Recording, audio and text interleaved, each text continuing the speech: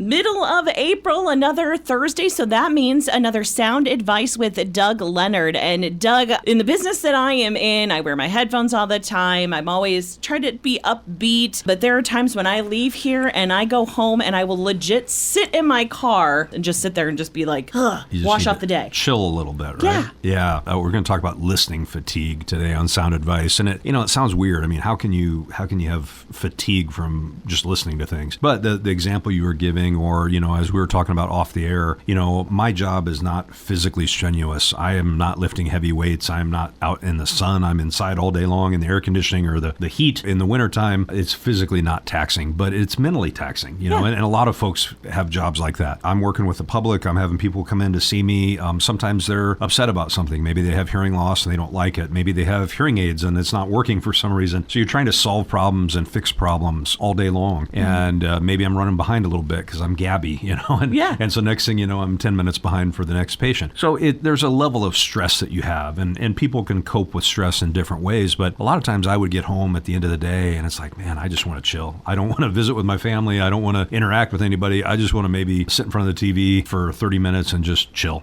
Yeah. And that's a fatigue thing as well. Again, not physical fatigue, but mental fatigue. Right. And so folks with untreated hearing loss suffer from the same thing, or even treated hearing loss, I should say. When you have a hearing problem and you're around other people, especially challenging listening environments, it makes you work extra hard. And there's actually been studies done that show that people with hearing loss would benefit almost, from that afternoon siesta that they talk about.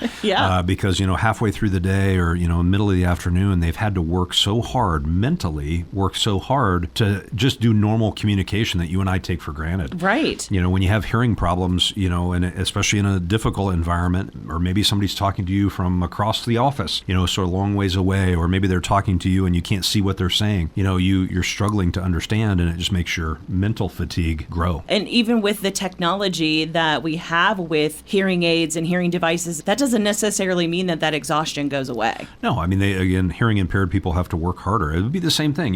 What if you have a mobility issue and, maybe you rely on a walker or a wheelchair or crutches or a cane, you're forcing your body to work extra hard because of that mobility issue. And the same thing can happen from a hearing issue. So, would encourage, number one, all of us to have a little bit of grace with other people when if they're suffering, going through maybe a tough day. There's a lot of things that are going on in their world that you might not even know about. And it could be because of communication problems, but would also encourage people to be proactive about their problems and not put them off, and come in and see us and see if there's something we can do about it. Of course, you can contact Doug and Audiological Services a couple different ways. They've got their Facebook page. You can also give them a call. Doug, you're in town a couple times a week. I see patients on Mondays and Wednesdays. That's true. And so they could give us a call at 792-5933. You've been listening to Sound Advice with Doug Leonard from Audiological Services of Iowa.